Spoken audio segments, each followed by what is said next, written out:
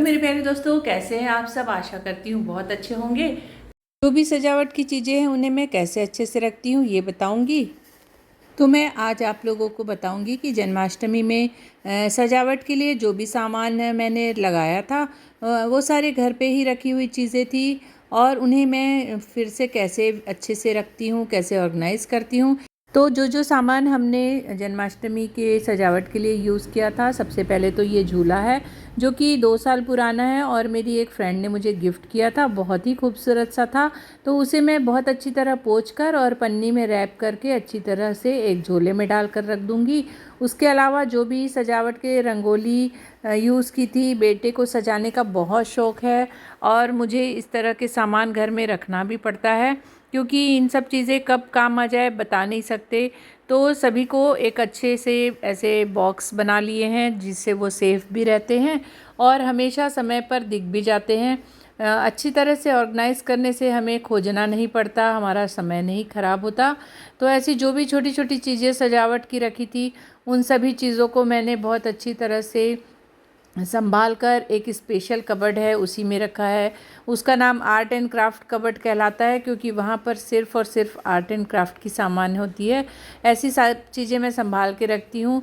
उसके बाद कान्हा जी की जो ड्रेस है नई नई आई हुई थी, उसके अलावा पहले वाली भी, इन सारी ड्रेस को, उनकी ज्वेलरी को, उसके लिए भी एक बॉक्स बना लिया है जिससे वो बिल्कुल अच्छे से व्यवस्थित रह सके, बिल्कुल इधर उधर नहीं होती है। तो आप भी ऐसी चीज़ों को संभाल के रखिए, तो हर बार आपको ख़रीदना नहीं पड़ेगा। हर बार मैं मार्केट नहीं जाती हूँ, नया नहीं लाती हूँ, क्योंकि अगर हम अच्छे से चीज़ों को रखते हैं तो वही चीज़ें हमें बहुत अच्छी तरह से यूज़ हो जाती हैं। को मैंने बहुत अच्छी तरह से रख दिया था। तो आज मैं जा रही हूँ अपनी ननंद के यहाँ, वहाँ पर आज भजन है। तो कई लोग आज भी जन्माष्टमी मना रहे हैं, जैसा कि तिथि अनुसार आज भी आधे दिन की जन्माष्टमी है। साथ ही जो दीक्षा लेते हैं गुरु से, उनके हिसाब से उनके गुरु जैसा बताते हैं वैसे ही वो करते हैं। तो वृंदावन में भी आज ही जन्माष्टमी मनाई जा रही है। उसी प्रकार से हमारी ननंद भी आज भजन रखी हैं, तो मुझे जाना है। तो मेरे पतिदेव लेने आ गए हैं, मुझे छोड़ देंगे और उसके बाद मैं भजन आप लोगों को। एक दिन की जन्माष्टमी के बाद भी 2-3 दिन खूब अच्छा माहौल था शहर में। कहीं कहीं पर मटकी फोड़ चल ही रही थी। ये सब देखकर बहुत ज़्यादा अच्छा लग रहा था। कान्हा जी आते हैं तो बिल्कुल बाहर से लेके आते हैं। बस अब ननंद का घर आ ही गया है।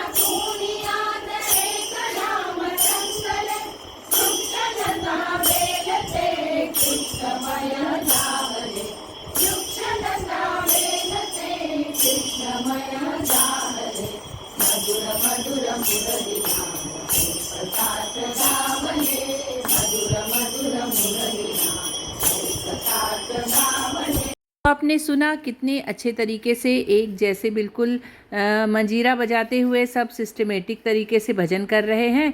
हमारे समाज की सब आंटी हैं जो कि 65 प्लस है, और उनका ये तरीका मुझे बहुत अच्छा लगा। अपने आप को भक्ति में रमा कर, खुश रहकर, क्योंकि सबके बच्चे अब बड़े हो चुके हैं, सबकी शादियां हो चुकी हैं, तो अपने आप को बिज़ी रखने के लिए, खुश रखने के लिए उनका ये तरीका मुझे बहुत अच्छा लगा। साथ ही इनके भजन करने का भी तरीका अच्छा लगा।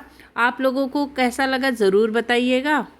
मैंने भी बचपन से ये भजन कीर्तन का माहौल बहुत देखा है, तो मुझे ये सारी चीज़ें बहुत ज़्यादा अच्छी लगती हैं।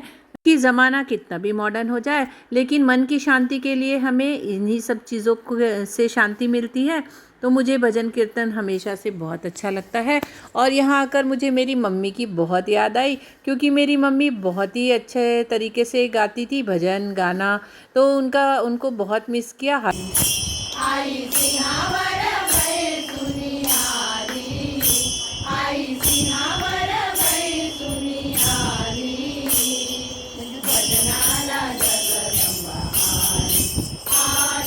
एक डेढ़ घंटे भजन के बाद आरती हुई और आरती के बाद सबको प्रसाद मिला। सबने प्रसाद लिया और अपने अपने घर निकल गए। और यहाँ से मुझे समाज में भी जाना था। हमारे समाज के भवन में बच्चों का मटकी फोड़ का कार्यक्रम था और वहाँ पर ही है ये गजानन मंदिर। यहाँ पर आकर मैंने दर्शन किए। आप लोगों के भी दर्शन कराती हूँ, साथ ही भगवान जी से आप आशीर्वाद भी ले लीजिए। यहाँ पर भी जन्माष्टमी उत्सव चल ही रहा था। बहुत ही अच्छा माहौल बना था। काफ़ी सारे बच्चे राधा कृष्ण बनकर आए थे और बिल्कुल बच्चों सा माहौल था और काफ़ी सारी मटकियाँ भी थी। मटकी फोड़ चल ही रही थी, उसी बीच खूब सारे चॉकलेट बिस्किट बट रहे थे। बहुत ही मज़ा आ रहा था। और यहाँ पे जो मेन प्रसाद मिलता है जो गोपाल काला कहलाता है। जन्माष्टमी के दूसरे दिन गोपाल काला करने की एक प्रथा है, क्योंकि जन्माष्टमी के दिन रहता है सबका व्रत और व्रत के दूसरे दिन व्रत को अच्छी तरीके से खोलें, सब मिल बांट कर बैठकर उपवास खोलें, उसका एक अपनी पद्धति है। उसके लिए यहाँ सब इकट्ठा हुए थे।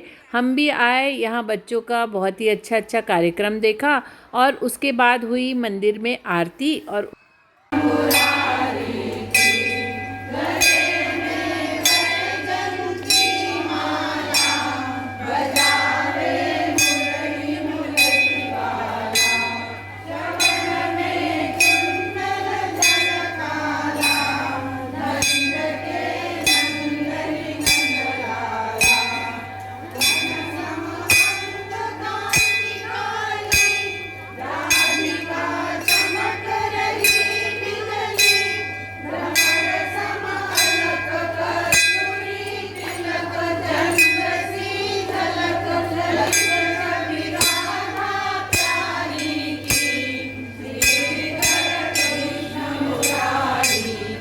फिर हमने आरती ली, प्रसाद लिया और अपने घर आ गए।